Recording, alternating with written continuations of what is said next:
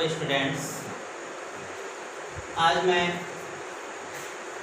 Class 10 के chemistry का second chapter acid base and salt से वीडियो बना रहे हैं। ये हमारा फर्स्ट वीडियो है इसका। ये जो चैप्टर है बहुत इंटरेस्टिंग चैप्टर है।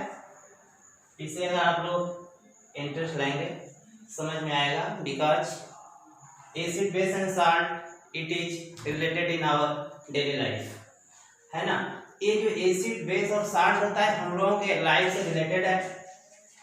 क्योंकि जैसे हम लोग देखते हैं कि हमारे जीवन में, हमारे दैनिक जीवन में डिफरेंट टाइप सब्सटेंसेस यूज करते हैं। जो सब्सटेंसेस यूज करते हैं, जैसे इसके पहले मैं आप लोगों को मैटर पढ़ाए थे फर्स्ट चैप्टर में या 9th में आप लोग पढ़े हैं, जिसमें हम लोग उसको डिवाइड किए थे सॉलिड, लिक्विड, गैस में, और भी 2 स्टेज था उसका। लेकिन यहाँ पे हम सब्सटेंस को एसिड बेस सॉल्ट के फॉर्म में पढ़ेंगे। तो एसिड बेस सॉल्ट होता है क्या, पहले तो इसे हम लोगों को जानना है। तो जैसे इसके लिए हम कुछ एग्जांपल आपको लिख रहे हैं यहाँ पे। जैसे हम लोग जानते हैं लेमन जूस है, चाप है,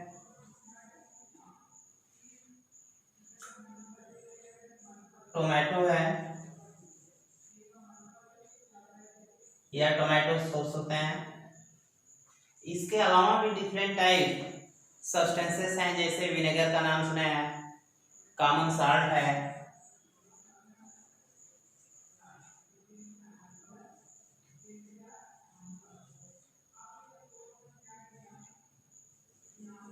जैसे देखिए ये सब क्या है, सब्सटेंसेस हैं, बट इन्हें हम लोग यूज करते हैं। कुछ तो खाते भी हैं, कुछ को हम लोग करते हैं। चाप है, शुगर है ना, बहुत से सब्सटेंसेस हैं। तो क्या ये सभी एक जैसे हैं? नहीं। जब हम लोग देखते हैं कि आखिर में किसी का टेस्ट सावर होता है, तो किसी का स्वीट होता है, तो किसी का सॉल्टी होता है ना, किसी का मीठा है। तो इस तरह से जो टेस्ट होते हैं सभी सब्सटेंस का अलग अलग होते हैं। तो आज हमें एक कंसेप्ट पढ़ना है बेटा कि जो हमारा एसिड बेस और साल्ट है ये क्या क्या है। लेकिन इसमें जैसे अब हम आपको लेमन जूस बताया, तो लेमन जूस को आप टेस्ट किए भी हैं, वो कैसा होता है, सावर टेस्ट होता है ना। सुबह सुबह हम लोग उठते हैं, फ्रेश होते हैं, टूथपेस्ट करते हैं, जो टूथपेस्ट होता है उसका भी कुछ टेस्ट होता है। तो इसमें भी कुछ ना कुछ पदार्थ मिला हुआ होता है ना। तो जैसे इन सब चीजों को अगर देखा जाए तो हम डिवाइड कर सकते हैं किसमें, एसिड, बेस और साल्ट में। तो कुछ ऐसे चीजें होते हैं जैसे हम लोग कहते हैं एक मीठा है, एक खट्टा है, एक तीता है ना, या बीटर टेस्ट है, तीखा है। तो इस तरह से जब हम एसिड बेस को डिवाइड करते हैं तो इनके टेस्ट के लिए जैसे हम कुछ प्रॉपर्टी आपको बता रहे हैं। जैसे यहाँ पे आप जानते हैं कि जैसे लेमन जूस है, तो लेमन जूस में अधिकतर आप जानते हैं कि सिट्रिक एसिड पाया जाता है। कौन सा? सिट्रिक एसिड होता है। विनेगर है, एसिटिक एसिड होता है ना। जैसे इसमें टोमेटो भी लिखा हो, इसे भी हम लोग वेजिटेबल्स के रूप में लेते हैं। तो जो इसमें ऑक्जेलिक एसिड होता है ना। जैसे यहाँ पे शुगर है, शुगर को जब हम लोग खाते हैं तो स्वीट टेस्ट होता है, टूथपेस्ट करते हैं हम लोग। नियर अबाउट इसका जो है कि एक तरह से बेसिक होता है ना। क्योंकि हम लोगों के माउथ में जो एसिड प्रोड्यूस होता है उसी को न्यूट्रलाइज करता है। कॉमन साल्ट है, साल्टी टेस्ट होता है इसका, है ना। कैसा होता है? साल्टी होता है। तो इस तरह से इनका हमारे लाइफ में बहुत ही मोस्ट इम्पोर्टेंट है। तो अब मैं आप लोगों को इसकी कुछ प्रॉपर्टी बता दे रहा हूँ जिससे इसका आइडेंटिफिकेशन हो जाएगा, ठीक है। इसके बाद 1 बाय 1 करके एसिड बेस और साल्ट को एक्सप्लेन करेंगे। तो इसमें जैसे लिख लीजिए प्रॉपर्टीज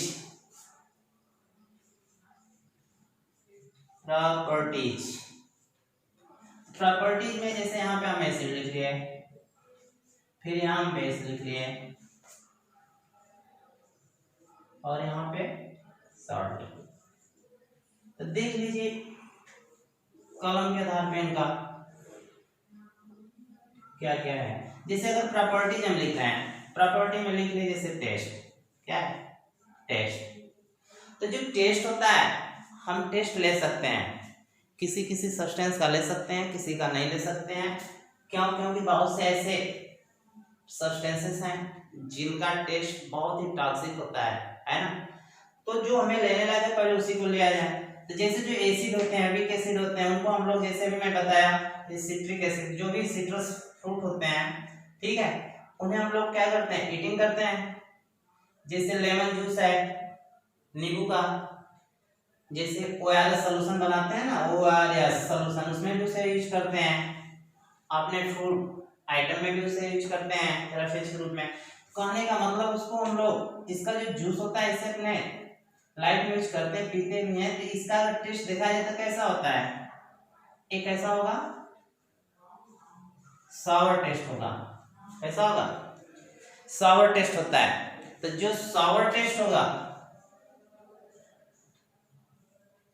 सावर टेस्ट खट्टा होता है। सावर टेस्ट मीन्स क्या होता है? खट्टा। अर्थात हम कह सकते हैं कि जो एसिड है ये कैसा है?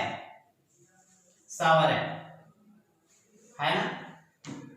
इसी तरह अगर बेस को देखा जाए तो उसका टेस्ट कैसा होता है? बिटर होता है। अगर साल्ट को देखा जाए तो उसका टेस्ट कैसा होगा? साल्टी होता है। एक तो फर्स्ट प्रॉपर्टी जो है इसकी, जिसे हम उसको देख ले किस आधार पे? टेस्ट के आधार पे। सेकेंड हमारा आइडेंटिफिकेशन भी कर सकते हैं इसका, आइडेंटिफिकेशन। तो जो आइडेंटिफिकेशन करेंगे, आइडेंटिफिकेशन में अब देख लीजिए एसिड को कैसे हम पहचान सकते हैं, या क्या होता है, बेस क्या होता है, साल्ट क्या होता है। तो आप सभी लोग जानते हैं कि जो एसिड होता है, एसिड अगर किसी भी एक्वस सॉल्यूशन में डिसॉल्व किया जाए, सपोज दैट ये क्या है? वाटर है। क्या है? वाटर है। अगर इसमें हम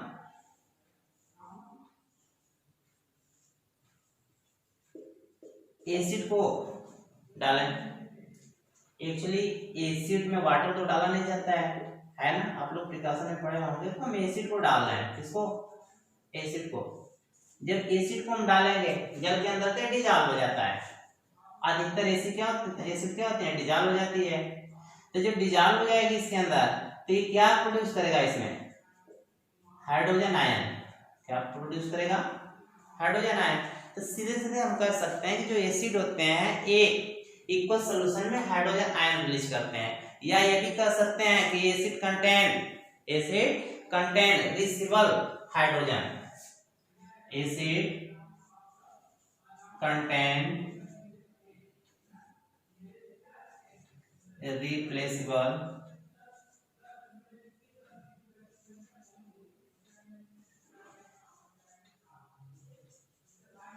hydrogen. Replaceable hydrogen. Replaceable hydrogen का मतलब ये होता है कि एसिड अपने में से हाइड्रोजन को रिलीज करेगा, ठीक है। या इसी को कह सकते हैं कि हाइड्रोजन एसिड रिलीज हाइड्रोजन। अब यहाँ आ गया हमारा सेकेंड पॉइंट में, बेस में। बेस में देखें क्या करेगा ये। जैसे यहाँ पे तो रिप्लेसेबल क्या था? हाइड्रोजन आयन था। अब इसमें जो होता है कौन? बेस। ये अधिकतर OH आयन क्या करता है? रिलीज करता है। OH आयन रिलीज करता है। अर्थात बेस भी क्या करता है? ये भी कंटेन किया रहता है। तो base contain replaceable hydroxyl ion. कौन सा? OH ion. तो ये OH आयन रिप्लेसेबल होता है इसका, किसका? बेस का।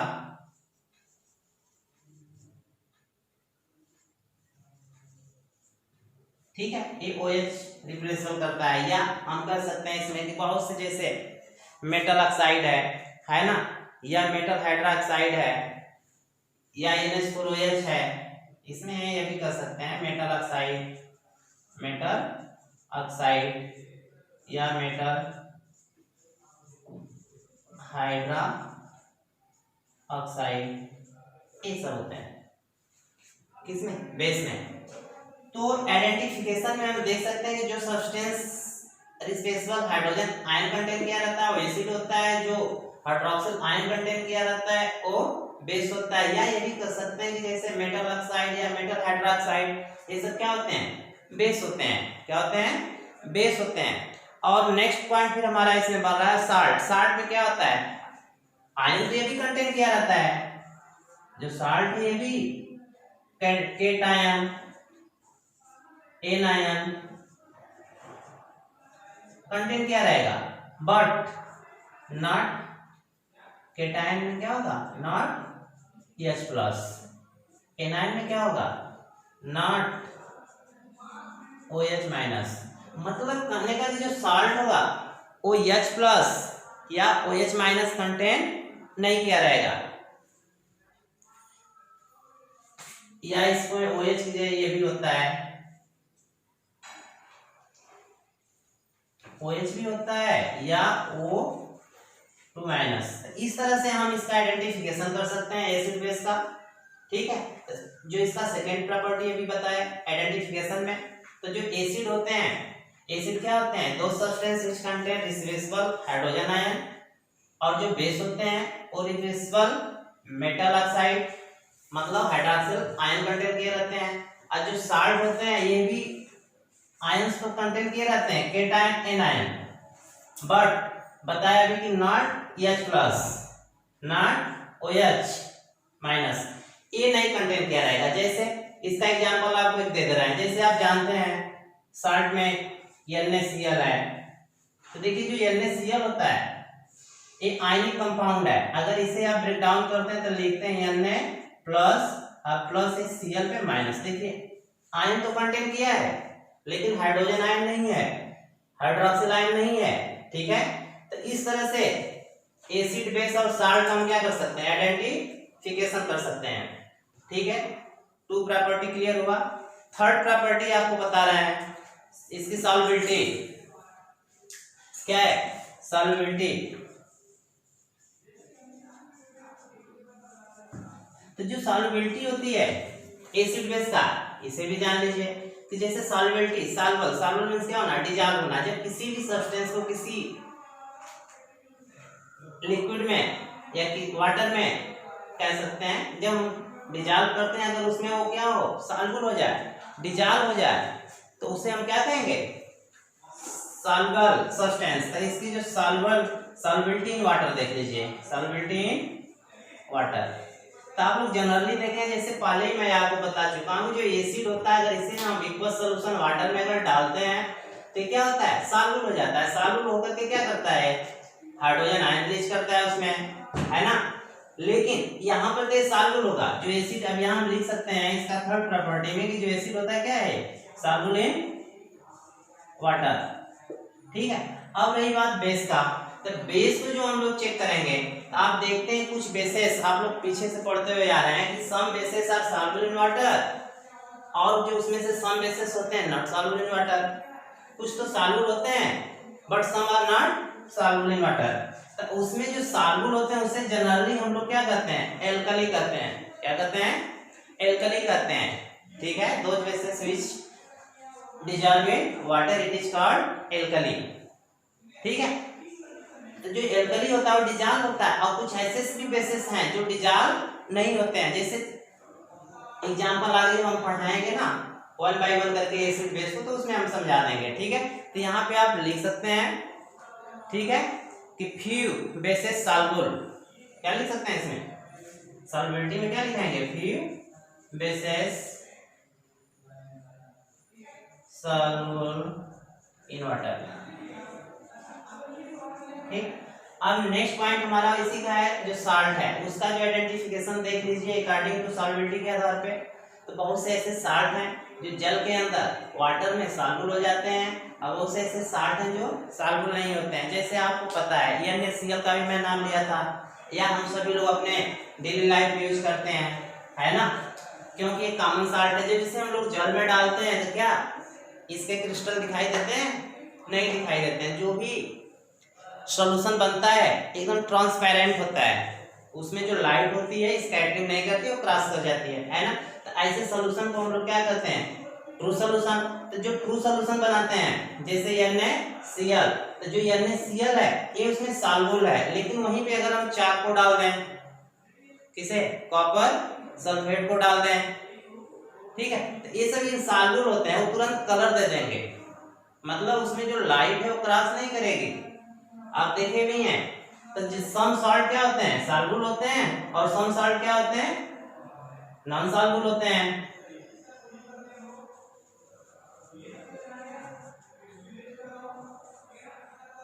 सम सॉल्ट सॉल्युबल होते हैं, और सम सॉल्ट क्या होते हैं, नॉट सॉल्युबल। इस तरह से हम आपको एसिड बेस साल्ट का अपने रियल लाइफ में, डेली लाइफ में जो यूज है उसे समझाए, उसकी प्रॉपर्टी भी बताए, ठीक है। इसमें इसका जो है एक और प्रॉपर्टी देख लीजिए, मोस्ट इंपॉर्टेंट प्रॉपर्टी है, इससे क्वेश्चन भी आते हैं, जैसे फोर्थ प्रॉपर्टी और लास्ट प्रॉपर्टी इसका बता दे रहा हूं, इंडिकेटर टेस्ट। कौन सा, इंडिकेटर टेस्ट। तो जो इंडिकेटर टेस्ट होता है, इसमें आप लोग जानते हैं कि इंडिकेटर कई टाइप्स के होते हैं। जैसे आप लोग सबसे पहले और फेमस पढ़े हैं कि लिटमस होता है, क्या होता है, लिटमस। जैसे इंडिकेटर में क्या होता है, लिटमस पेपर। तो जो लिटमस पेपर होता है इसे आप लोग यूज भी करेंगे लैब के अंदर या किए भी होंगे। तो जो लिटमस पेपर होता है इसके थ्रू हम लोग टेस्ट करते हैं, क्योंकि मैं पहले ही बता दिया कि जो सब्सटेंसेस होते हैं इन्हें हम डायरेक्ट टच नहीं कर सकते हैं, है ना। जिसको आप जानते हैं उसे तो टच कर सकते हैं, जिसे हम नहीं जानते हैं हो सकता है टॉक्सिक हो सकता है एसिड हो सकता है स्ट्रॉन्ग बेस हो, तो हमारे हाथ को क्या करेगा, जला देगा। तो उसके लिए हम लोग क्या करते हैं, यूज करते हैं इंडिकेटर को। पहले इससे टेस्ट करते हैं कि है क्या। अगर सपोज दैट आपको 3 बॉटल में हम लिक्विड दे दिए, एक में भर दिए एसिड, दूसरे में भर दिए बेस, तीसरे में भर दिए सॉल्ट, अगर हम या वाटर भर दिए, ठीक है, एसिड बेस और वाटर आपको दे दिए, पहचान करके बताइए, तो ऐसे तो नहीं पहचान पाएंगे, हाथ से टच भी नहीं कर सकते हैं, क्योंकि आपको क्लियर है कि उसमें एक एसिड है। एसिड है तो उसका नेचर आप लोग पीछे से पढ़ते हुए आ रहे हैं, करोसिव नेचर होता है। और करोसिव नेचर है तो हमारे हैंड्स को क्या करेगा, वो जला देगा। तो इस तरह से हम जब उसे टेस्ट करना होगा तो लिटमस पेपर यूज करते हैं। जब लिटमस पेपर यूज करेंगे तो इसके प्रति उसका क्या बिहेवियर होता है सब्सटेंस का, उसे यहाँ क्लियर कर लीजिए। जैसे एसिड है, अगर एसिड में हम लिटमस पेपर डाल रहे हैं, क्या डाल रहे हैं, लिटमस पेपर, तो लिटमस पेपर डालेंगे। अगर ब्लू डाल रहे हैं, कौन सा, ब्लू, तो ब्लू डालेंगे तो इसे रेड कर देगा, क्या करेगा, जैसे रेड हुआ अपना कलर चेंज किया, आप कह सकते हैं कि इट इज एसिड। ये क्या है, एसिड है। अगर इसी को हम इसमें जैसे फिनाल्फिलीन का नाम सुने होंगे, वो भी इंडिकेटर है, क्या है, फिनाल्फिलीन है, मेथिल ऑरेंज है, यूनिवर्सल इंडिकेटर है। अगर फिनाल्फिलीन को डालेंगे तो ये कलरलेस, एक कोई कलर नहीं देगा इसमें, किसमें, एसिड के अंदर, फिनोल्फथालीन, ये जो होता है कलरलेस देता है, क्या होता है, कलरलेस होता है, कोई कलर नहीं देगा। अब इन्हीं को फिर नेक्स्ट कॉलम में चलिए, बेस में। अगर बेस में हम ब्लू लिटमस पेपर डालेंगे, नो चेंज देयर कलर, वो अपना कलर नहीं चेंज करेगा। बट अगर वहीं पे हम रेड लिटमस पेपर को डाल दें, किसे, रेड लिटमस पेपर, तो जो रेड लिटमस पेपर होता है तुरंत कलर चेंज करेगा, किसमें, ब्लू में। अगर रेड को ब्लू कर रहा है तो क्या हुआ, बेस हो जाएगा, ठीक है। और सेकेंड इसी में इंडिकेटर मैं लिख दिया हूं फिनाल्फिलीन। अगर इसको अगर उसके अंदर हम डाल दें, ये लिक्विड होता है, अगर इसे अगर डाल दिया जाए फिनाल्फिलीन को, तो ये पिंक कलर देता है। फिनाल्फिलीन क्या देगा, पिंक कलर। तो इस तरह से आप पहचान सकते हैं कि किसमें कौन सा सब्सटेंस है, कौन सा एसिड है, कौन सा बेस है। अब रही बात साल्ट का, तो साल्ट को अच्छी तरह से आप लोग जानते हैं कि जो साल्ट होता है न्यूट्रल होता है ना, एक ग्रीन कलर देगा। साल्ट क्या देता है, ग्रीन कलर देता है। लेकिन अगर यहाँ पे इंडिकेटर के फॉर्म में देखा जाए तो लिटमस के प्रति नो चेंज देयर कलर, ठीक है। और जो फिनाइलिन है उसके प्रति भी वो कलरलेस ही रहेगा। समझ में आएगा? ये तो कोई कलर देगा ही नहीं लिटमस के प्रति। ठीक है, अगर यूनिवर्सल इंडिकेटर डालेंगे तो यूनिवर्सल इंडिकेटर को ग्रीन कर देगा, तब समझ सकते हैं कि क्या है, सॉल्ट है। तो इस तरह से मैं आपके डेली लाइफ में एसिड, बेस, सॉल्ट का यूज और कुछ उसकी प्रॉपर्टी को बता दिए। अब आपको नेक्स्ट पॉइंट बताने जा रहा हूं, एसिड। एसिड क्या है पहले इसे क्लियर कर लीजिए। ठीक है, इसे इरेज कर दे रहे हैं। तो पहला क्वेश्चन उठ रहा है कि व्हाट इज एसिड? एसिड क्या है? यहाँ तो क्लियर हो चुका है, मैं डिफिनेशन इसमें दे चुका हूं, फिर भी यहाँ क्लियर कर लीजिए। जैसे देखिए एसिड, मैं अभी बताऊं कि acid are those substance which contain replaceable hydrogen. मतलब जो एसिड होते हैं ये ऐसे एलिमेंट को अपने पास में रखता है कि जो किसी भी इक्वस सॉल्यूशन में क्या करता है, ऐसे रिप्लेस करता है, किसको, उसमें रिलीज कर देता है हाइड्रोजन आयन को। तो वो रिप्लेसेबल हाइड्रोजन कंटेंट क्या रहता है। तो जो एसिड होता है यार, दो substance which dissolve in water and release hydrogen ion. तो जैसे अगर एसिड है तो एसिड को अगर हम जल में डिसॉल्व कर रहे हैं, अभी मैं क्या नाम लिया हूँ, हाइड्रोजन आयन देगा। बेटा जो हाइड्रोजन आयन होता है आप जानते हैं, इसे प्रोटॉन भी कहते हैं, ये अनस्टेबल होता है। कैसा होता है? अनस्टेबल है। तो जो अनस्टेबल होगा क्या आपने इस फॉर्म में रख सकता है? नहीं रख सकता है। ठीक है, तो ये तुरंत क्या करता है, वाटर मॉलिक्यूल के साथ H2O के साथ H2O के साथ फिर रिएक्शन करेगा, और रिएक्शन करके कन्वर्ट हो जाता है हाइड्रोनियम आयन में, H3O+ में, जिसे हम लोग कहते हैं इसे हाइड्रोनियम आयन। तो जो एसिड होता है, एसिड यह H+ या पॉजिटिवली चार्ज देता है, किसमें, ठीक है, पॉजिटिवली चार्ज प्रोड्यूस करता है, किसमें, इन एक्वस सॉल्यूशन। ये इक्वस सॉल्यूशन में क्या देता है, पॉजिटिवली चार्ज देता है। कौन सा, एसिड। तो ये पॉजिटिवली चार्ज देता है जब इक्वस सॉल्यूशन में।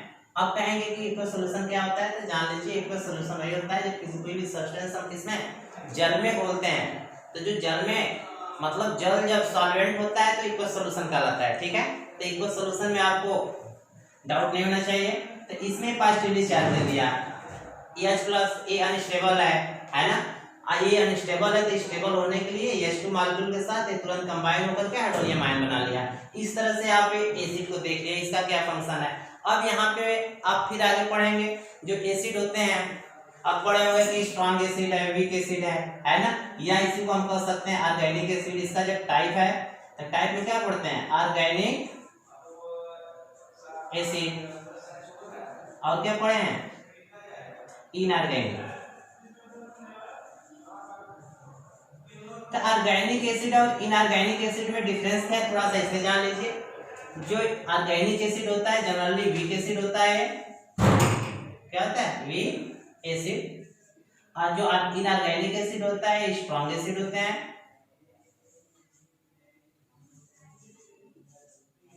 तो इन्हें आप देख लीजिए कि ऑर्गेनिक एसिड क्या है। ऑर्गेनिक एसिड हम लोग बहुत यूज करते हैं अपने डेली लाइफ में, जैसे नाम सुने भी हैं, एसिटिक एसिड, विनेगर अभी लिखा था ना, विनेगर में कौन सा पाया जाता है, एसिटिक एसिड। और अभी ऑक्जेलिक एसिड लिखे थे, टमाटो में पाया जाता है ऑक्जेलिक एसिड। ठीक है, तो जो एसिटिक एसिड होता है इसका फार्मूला क्या होता है, CH3COOH। ठीक है, तो ये जो ऑक्जेलिक एसिड है इसे हम अभी बताया कि इसे वीक एसिड क्यों कहते हैं, मैलिक एसिड है, बहुत से एसिड है। वीक एसिड का मतलब ही समझ लीजिए क्या होता है। जैसे मैं अभी बताया कि मान लीजिए 100 मॉलिक्यूल हैं, यह Cl के कितने, अरे इसके CH3 COOH के अगर 100 मॉलिक्यूल्स हैं, इसे अगर हम जल में डिसॉल्व कर रहे हैं, ठीक है, तो इसमें से 95 मॉलिक्यूल्स रिमेनिंग रहेंगे, सिर्फ उसमें से 5। जैसे मैं अभी बताया कि जो एसिटिक एसिड होता है, अगर इसके 100 मॉलिक्यूल्स ले रहे हैं, अगर वाटर के अंदर डिसॉल्व करेंगे, तो मैं अभी बताया कि जो ये CH3COO पे minus charge plus CH plus, इसमें से मात्र 5, 6, 7 हाइड्रोजन आयन ही अमाउंट में रिलीज होते हैं। कितने? 5 to 8, 10 नियर अबाउट ये होंगे। तो अब बताइए इसमें हाइड्रोजन आयन की संख्या कम है तो वीक एसिड होगा कि नहीं जनरली? उसका वही रीजन है कि वो कंप्लीटली आयोनाइज नहीं होता है। लेकिन यही अगर इनऑर्गेनिक एसिड की बात किया जाए, जैसे HCl है, HNO3 है, H2SO4 है, H2S है, बहुत से एसिड है। तो ये जो अगर इनको अगर हम देख रहे हैं कि अगर इतना ही 100 मॉलिक्यूल्स किसका ले लें, HCl का, अगर इसे हम जल के अंदर डिसॉल्व करें तो ये कंप्लीटली डिसोसिएट होगा H प्लस Cl माइनस में। मतलब अगर यहाँ पे 100 मॉलिक्यूल्स इसके हैं तो यहाँ पर भी ये दोनों रिलीज होंगे, यहाँ पर भी 100 मॉलिक्यूल होंगे। समझ में आई बात? तो इस तरह से जितना ही ज्यादा हमारा हाइड्रोजन आयन रिलीज होगा उतना ही स्ट्रांग होगा। तो जो इनऑर्गेनिक एसिड होते हैं ये स्ट्रांग एसिड होते हैं, ठीक है, और जो ऑर्गेनिक एसिड होते हैं वीक एसिड होते हैं। उसका यही मेन रीजन है क्या, कि ये हाइड्रोजन आयन लेस रिलीज करते हैं, ये मोर रिलीज करते हैं। तो इस तरह से आपको आज मैं एसिड को बता दिया। अब नेक्स्ट वीडियो में मैं बेस को एक्सप्लेन कर देंगे, ठीक है। Thank you for watching this video.